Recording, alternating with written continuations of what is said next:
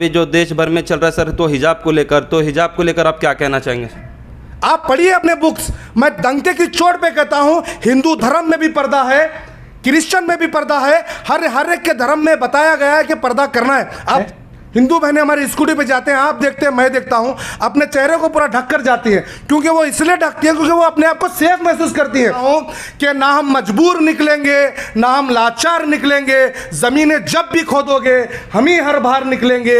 ये खाकी चड्डियां, ये जाफरानी चेहरे, इन्हीं में ढूंढो, इन्हीं में देश के गद्दार निकलेंगे। चंद लोगों का जो असदुद्दीन अवैसी साहब के ऊपर में जो गोलियों की फायरिंग हो गई, तो उनका ये भी कहना है कि लोगों का कि असदुद्दीन अवैसी साहब की चाल थी जो फायरिंग हो गई, क्योंकि उत्तर प्रदेश के इलेक्शन को लेकर कि संविधान के दिवस के दिन में अंबेडकर साहब की वहाँ से फोटो निकाली गई, तो उसी के ऊपर क्या कहें? जो अवैसी साहब के ऊपर में जो हमला हो गया, हमला होने की वजह क्या है और उन जो हमला करे उनकी सोच क्या थी? हिजाब को लेकर हिंदू मुस्लिम धर्म के अलावा भी हर एक धर्म के लोग सपोर्ट कर रहे सर हिजाब को लेकर, तो ये कौन लोग हैं जो देश में नफरत पैदा करने की कोशिश कर रहे हैं? ये Mirchi's Gazebo Family Dhaba in one time 200 people dinner facility available and special dishes Aryan, Indian, Chinese, Mughlai and etc. Tower Grass Salam Tekdi Gulbarga.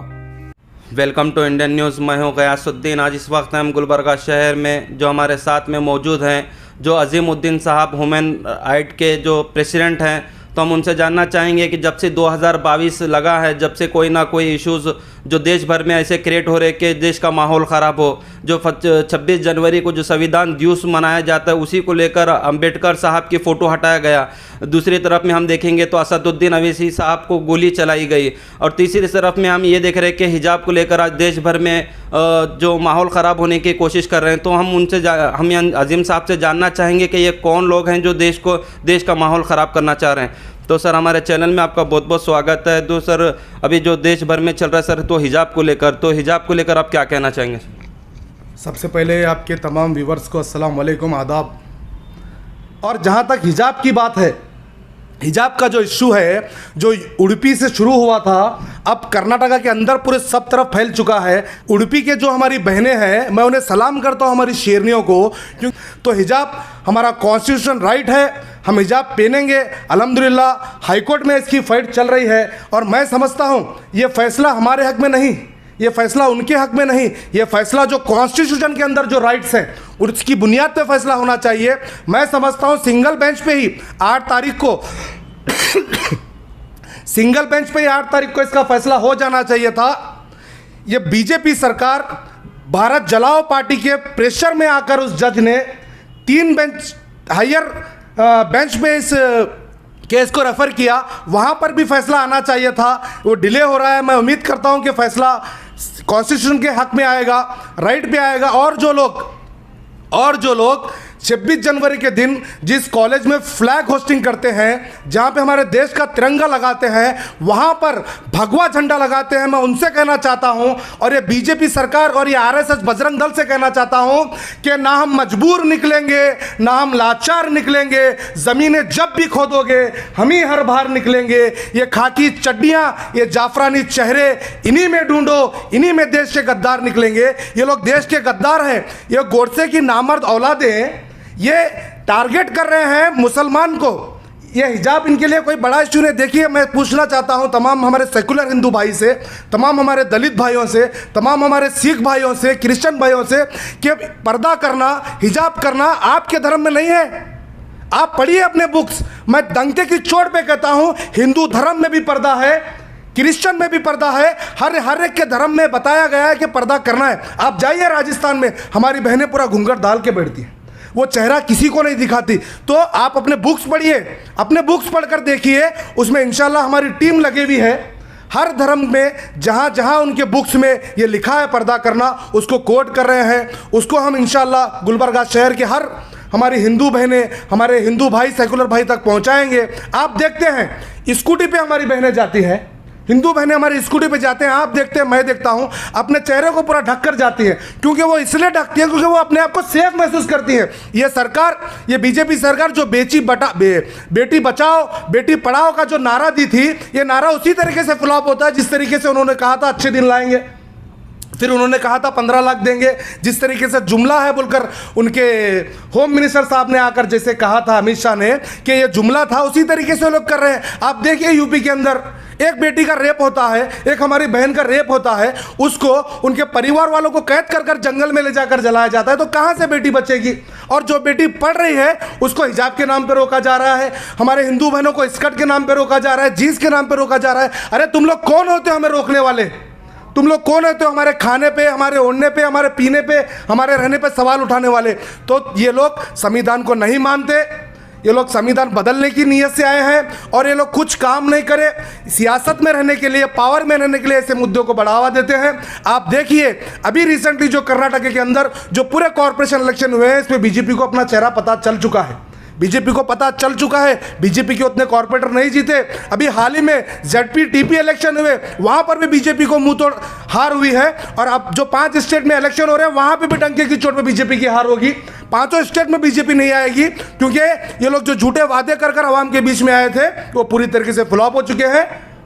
Ji sir, अभी हिजाब को लेकर हिंदू मुस्लिम धर्म के अलावा भी हर एक धर्म के लोग सपोर्ट कर रहे हैं सर हिजाब को लेकर। तो ये कौन लोग हैं जो देश में नफरत पैदा करने की कोशिश कर रहे हैं? ये चंद 4% 5% लोग हैं जो देश का माहौल ख़राब कर रहे हैं। वो इसलिए माहौल ख़राब कर रहे हैं क्योंकि ये लोग पावर में रहना चाहते हैं। इन्होंने कुछ डेवलपमेंट नहीं किया, कुछ काम नहीं किया। ऐसे मुद्दे लेकर अभी 1 साल में कर्नाटका में इलेक्शन होने वाले हैं, उसकी शुरुआत इन्होंने शुरू किया हिजाब से। इस मसले को बढ़ाएंगे, हमारे जो हिंदू भाई हैं उनको बरगलाएंगे, उनको मुसलमान के खिलाफ करेंगे। वही जो अंग्रेज़ों ने किया था वही पॉलिसी ये लोग, क्योंकि ये अंग्रेज़ों की औलाद हैं, ये लोग अंग्रेज़ों की औलाद हैं। इन्होंने देश को आज़ाद होने के टाइम पे उनके जूते चाटे थे, उनके तलवे चाटे थे। उसी तरीके से उन्हीं की पॉलिसी अपनाकर डिवाइड एंड रूल कर कर राज करना चाहते हैं। मैं कहना चाहता हूं सीएम कर्नाटका के सीएम बसवराज बम्बई से, आपसे पहले बीएस येडियुरप्पा साहब भी बीजेपी के चीफ मिनिस्टर थे। वो लोग अपने दम पे इलेक्शन जीतते थे, वो ऊपर के आंखों के तलवे नहीं चाटा करते थे। इसीलिए उनको प्रेशर डालकर निकालकर उनके बात सुनने वाला, उनके तलवे चाटने वाला ये सीएम को लाकर बिठाया गया है। मैं बसवराज बम्बई से कहना चाहता हूं कि अभी भी वक्त है, अभी भी वक्त है। आप देखिए गुलबर्गा के अंदर जो आपका एमएलसी इलेक्शन हुआ, लास्ट में जितने वोट से वो लोग जीते थे, अभी सिर्फ मैं समझता हूँ 100 चिल्लर वोट से जीते हैं। लोग होशियार हो रहे हैं, लोग समझदार हो रहे हैं। आने वाले दिनों में आप उस कुर्सी पे हमेशा के लिए नहीं रहेंगे। आप इसी एक साल में जो कर्नाटक में इलेक्शन होगा, आपको यह कर्नाटका की जनता आपको मुंहतोड़ जवाब देगी, आपको मुंहतोड़ जवाब देगी। तो अजीम साहब, जो अवैसी साहब के ऊपर में जो हमला हो गया, हमला होने की वजह क्या है और उन जो हमला करे उनकी सोच क्या थी? हमला करने वालों की सोच असद साहब के जैसी आवाज़ को ख़त्म करना। देश में जो संविधान बचाने के लिए वो मुहिम लेके निकले हैं, यूपी के अंदर जिसकी जितनी हिस्सेदारी उसकी उतनी भागीदारी मोर्चा जो थर्ड फ्रंट बनाए हैं, उसकी आवाज़ को ख़त्म करना, बंद करने की नीयत थी। और एक बात मैं आपको बताता चलूँ, जिन लोगों ने असद साहब के ऊपर गोलियां चलाई, उनके ऊपर यूएपीए ये सरकार नहीं लगाएगी। जो लोग दूसरी जो क्रिकेट की टीम है, इंडिया को छोड़ के जो दूसरी क्रिकेट की टीम है उसको सपोर्ट करते हैं, तो उनके ऊपर यूएपीए लगाते हैं। और आप जैसे मीडिया वाले जो सवाल पूछने के लिए यूपी में जाते हैं, उनके ऊपर यूएपीए लगाते हैं। ये खुलेआम फिरने वाले आतंकवादियों के ऊपर यूएपीए नहीं लगाते, यूएपीए नहीं लगाते। साथ ही साथ जो दलाल मीडिया है, दलाल मीडिया काम ये करती है कि उनकी सोच क्या थी वो जानने के लिए वो गांव को चले जाते हैं, उनके जहाँ पे उनका मकान है वहाँ चले जाते हैं और एक स्क्रिप्ट रेडी की जाती है। वो जाने से पहले उसके घर पे एक देश का तिरंगा लहराता हुआ झंडा नज़र आता है। वो कहते हैं कि उसके घर पे झंडा लगा है, और जब उसके घर के अंदर चले जाते हैं तो चंद्रशेखर आज़ाद की फ़ोटो उसके घर पे बताई जाती है, सावरकर की फ़ोटो बताई जाती है। और गांव वालों से सवाल पूछते हैं तो पूरे गांव वाले बताते हैं कि वो बहुत बड़ा देशभक्त था। तो इस तरीके की घटिया मीडिया वाले काम करते हुए नजर आते हैं। जो लोग खुलेआम गोली मारते हैं उसे देशभक्त बताने का काम मीडिया कर रही है। आप समझिए इनकी सोच को। और आप जैसे मीडिया के पर्सन के ऊपर जो दूसरी टीम को सपोर्ट करता है उसके ऊपर यूएपीए लगाएंगे और ऐसे आतंकवादियों को देशभक्त बताने का काम ये लोग कर रहे हैं। और यही कर कर ये लोग इलेक्शन जीतते आए हैं और इसी से अब आगे भी यही कर कर जीतना चाह रहे हैं। पर अब हमारा सेकुलर हिंदू भाई, दलित भाई, जितने भी लोग हैं, सब जाग चुके हैं। ओबीसी के लोग पूरे अब चाहते हैं कि ना बसपा ना बीजेपी थर्ड फ्रंट को जिताएंगे। और असद साहब का जहाँ तक कहना है, मैं उन गोली मारने वालों को नहीं, उनके पीछे जो दिमाग है उनसे कहना चाहता हूँ कि आपके गोलियों से, आपके धमकियों से मेरा सदर डरने वाला नहीं, मेरा सदर रुकने वाला नहीं। उसके बावजूद भी जो आप लोग सिक्योरिटी दे रहे थे, मेरा सदर पार्लियामेंट के अंदर धर कर कहता है कि मेरी जान इखलाक और पहलू खान से बढ़कर नहीं, आप लोग वो सिक्योरिटी उन्हें देकर बचाइए। जिस तरीके से मॉब लिंचिंग हो रही है आप उनको बचाइए। और पिछले अगर आप एक कुछ साल पीछे चले जाएंगे, उसी पार्लियामेंट के अंदर वहीं पे योगी आपको अपनी सिक्योरिटी के लिए रोता हुआ नजर आता है, जबकि उसके ऊपर कोई गोली नहीं चलती। मेरे सदर के ऊपर गोलियां चलने के बावजूद वो ये कहता नजर आता है कि मुझे सिक्योरिटी नहीं चाहिए। आप पहलू खान, इखलाक, ऐसे लोगों को सिक्योरिटी दो, इनकी जान से बढ़कर मेरी जान नहीं। मैं समझता हूँ उससे बड़ी बात कोई नहीं हो सकती। जी हम तो अजीम साहब, हमें बाहर से ये भी सुनने में आ रहा है कि चंद लोगों का जो असदुद्दीन अवैसी साहब के ऊपर में जो गोलियों की फायरिंग हो गई, तो उनका ये भी कहना है कि लोगों का कि असदुद्दीन अवैसी साहब की चाल थी जो फायरिंग हो गई, क्योंकि उत्तर प्रदेश के इलेक्शन को लेकर। इसके ऊपर में क्या कहना चाहेंगे? ये सबसे पहले तो एक कहने वाले जोकर हैं, उन्हें किसी चीज़ की समझ नहीं है। और ये वो लोग हैं जो ऑल इंडिया मजलिस इत्तेहादुल मुस्लिमीन को अभी आज भी बीजेपी की बी टीम कहते हैं, वोट कटवा कहते हैं, जबकि असद साहब का खुले तौर पर कहना है कि मैं जब तक जिंदा हूँ मेरे जैसे 25-50 असद बनाकर जाऊँगा, आप लोगों को स्टैंड कर जाऊँगा, पॉलिटिकली मुसलमानों को एक ज़रिया बनाकर देकर जाऊँगा। क्योंकि देखते हैं यूपी के अंदर 3% 4% के जो यादव हैं उनके सीएम बनते हैं। आप देखते हैं 3% 4% के जो लोग हैं उनके चीफ मिनिस्टर बनते हैं। मुसलमान जो 19% है उसका कोई इख्तियार नहीं, उसका कोई वहाँ पर बोलने वाला नहीं। मुसलमान के ऊपर इतने सारे हादसे हो रहे हैं यूपी के अंदर, खुले तौर पर उनके घरों को कब्जा किया जा रहा है, खुले तौर पर उन्हें धमकियां दी जा रही हैं। वो सरकार के खिलाफ बोलते हैं तो यूएपीए एक्ट लगाया जा रहा है, उसको ख़त्म करने के असद साहब वहाँ पर गए हैं। और ये जो लोग कह रहे हैं वो जोकर हैं, इससे बढ़कर मैं उन्हें कुछ नहीं कहूँगा, जोकर हैं ये लोग। जी, तो अभी 26 जनवरी को जो संविधान दिवस माना जाता है, तो उसी को लेकर भी देश भर में ये प्रोटेस्ट चल रहा है कि संविधान के दिवस के दिन में अंबेडकर साहब के वहाँ से फ़ोटो निकाली गई, तो उसी के ऊपर क्या कहना चाहिए? देखिए, ये आरएसएस के लोग हैं जो खामोश थे बहुत सालों से, बड़े बड़े पोस्ट पे ये लोग मौजूद हैं।